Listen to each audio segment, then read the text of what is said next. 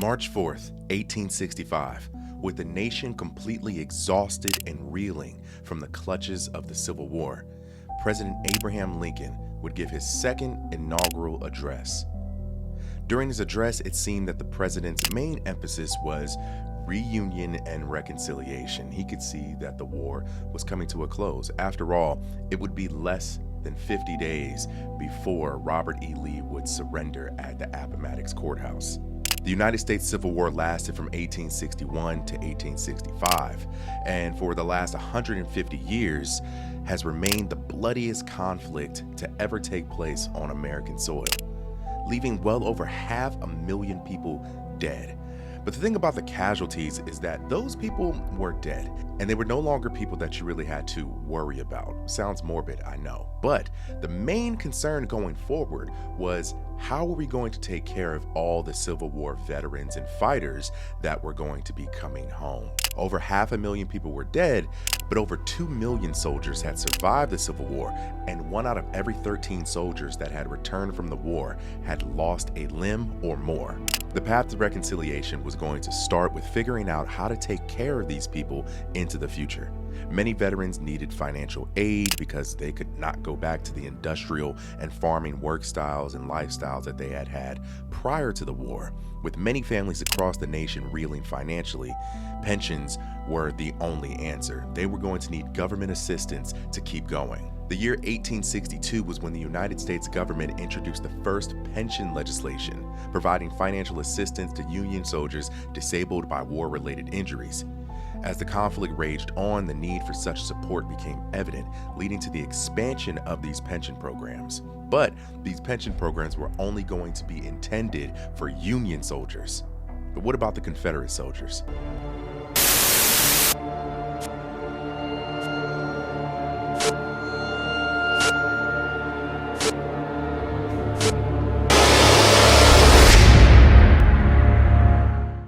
They were traitors, which is why the U.S. government would refuse to take care of them and would leave any type of pension or financial assistance that these soldiers would be eligible for up to their states.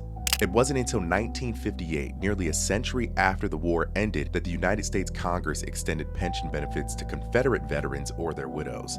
This act supposedly recognized the shared sacrifice on both sides, acknowledging the enduring toll that the war took on individuals and families. But up until then, it was up to the states themselves to supply Confederate veterans with pensions. And mind you, these Southern Confederate states were states that just got out of a civil war that they lost. They lost more people per capita and more money per capita than any states in the North. For many, the pension system became a lifeline, providing stability and a sense of purpose. It allowed veterans to rebuild their lives, support their families, and contribute to their communities. And this is the same thing that veterans experience today when they receive pensions. And as previously stated, the Confederate states were responsible for providing pensions to their veterans. Alabama, for example, in 1867, began granting pensions to Confederate veterans who had lost arms or legs. In 1886, the state began granting pensions to veterans' widows. And in 1891, the law was amended to grant pensions to indigent veterans or their widows.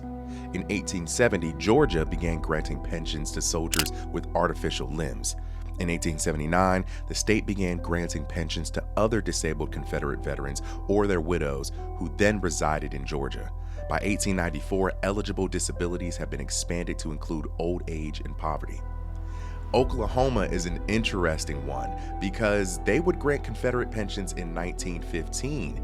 And this is so fascinating because Oklahoma wasn't even a state until 1907, 42 years after the Civil War ended. In addition to those states, Virginia, Tennessee, Texas, South Carolina, North Carolina, Missouri, Louisiana, Kentucky, Florida, and Arkansas all would go on to have their own respective state-funded Confederate pension programs. Even though pensions cost the states a lot of money, there was little to no pushback to these pension programs because the Confederacy was very prideful and they saw every single man and boy who would go to fight for the Confederacy as heroes. And these heroes were to be taken care of. The longevity of Civil War pensions in and of itself is fascinating because the legacy of a lot of these Civil War veterans extended a lot longer than you may think, some even extending into the 21st century. According to most public record, there were actually 4 widows of Civil War soldiers that lived into the 21st century. But how is that even possible if even the youngest Confederate soldier would have been over 150 years old by the turn of the 21st century? Well, the answer lies in the bartering system. You see, in the early 1900s, a lot of Civil War veterans would end up striking up relationships and marriages with younger women, not out of love or romance, but out of the need for help.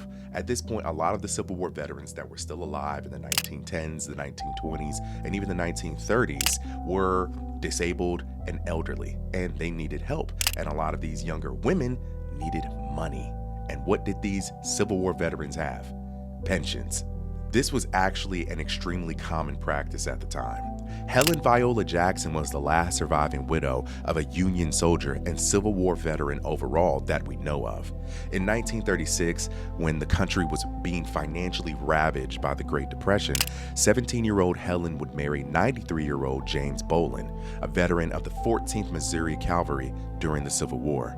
Her father met James and volunteered to help him do basic chores for the veteran, and Bolin would offer to repay this favor with a marriage offer to Helen so that she could receive his pension whenever he passed away. Helen would actually decline to take the pension due to fear that her reputation would be ruined, but she did marry him. She would not reveal the fact that she was married to James until 2017, when she was 98 years old and planning her own funeral. The legitimacy of the marriage was actually verified by the daughters of the Union veterans of the Civil War. Helen would die in 2020 at the age of 101. Up until 2017, when Helen Jackson announced who she had been married to, it was believed that Maudie Hawkins was the last surviving widow of a Civil War veteran. Maudie was a native of Baxter County, Arkansas, and would marry 86-year-old William Cantrell when she was only 19 years old. William was a veteran of the Confederate Army by way of Pikeville, Kentucky, and served in Virginia. Maudie would also keep the marriage a secret for fear of her reputation being damaged, even though younger women marrying Confederate soldiers was a common practice in the early 1900s in Arkansas. She would be supplied with a pension of $25 every 2 to 3 months until a law was passed stating that no one born after 1870 was eligible for any Civil War pension money in Arkansas. Maudie Hawkins died in 2008 at the age of 93, and at that time, she was believed to be the only remaining widow of a Civil War veteran. And perhaps a more interesting story than either of those two was of Alberta Martin, who is believed to be the last surviving Civil War widow whose union produced children. She was a native of Alabama and would meet William Jasper Martin in 1926. Alberta was 21 years old and William was 81. She married him solely for the pension money so that she could take care of her son that she had had from a previous marriage. His pension was $50 a month, and shockingly, these two would go on to have a child 10 months after they were married when he was 82 years old. William Jasper Martin would pass away in 1931, 5 years after they got married. Alberta would live the rest of her life in obscurity into the 1990s when she gained media attention for her marriage to a Civil War veteran. Alabama had long before stopped offering pensions, but the Sons of Confederate Veterans group would see that Alberta would get back pay for the pension money that she had missed out on all those years. Alberta would go on to die at the age of 97 in 2004, a hero. Now, I do want to reiterate that I know, and you know, that these marriages were not for love. They were just common practices at the time. You scratch my back, I scratch your back. I get that. But that wouldn't even be the interesting part. The interesting part is how we can so easily tie ourselves back to a point in history that we all have been told was so long ago. And it wasn't. The legacy of Civil War veterans as a whole is already murky enough, but it gets really intriguing when you consider that up until a few years ago, there were widows of these Civil War veterans living amongst us. Until next time. Yo, if you like this video, be sure to leave a like, a comment, and subscribe.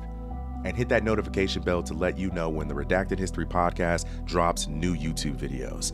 This video was sponsored by my lovely and amazing patrons over at Patreon. If you want to support the Redacted History Podcast in a different way, consider going over to Patreon. You can find that in the description below.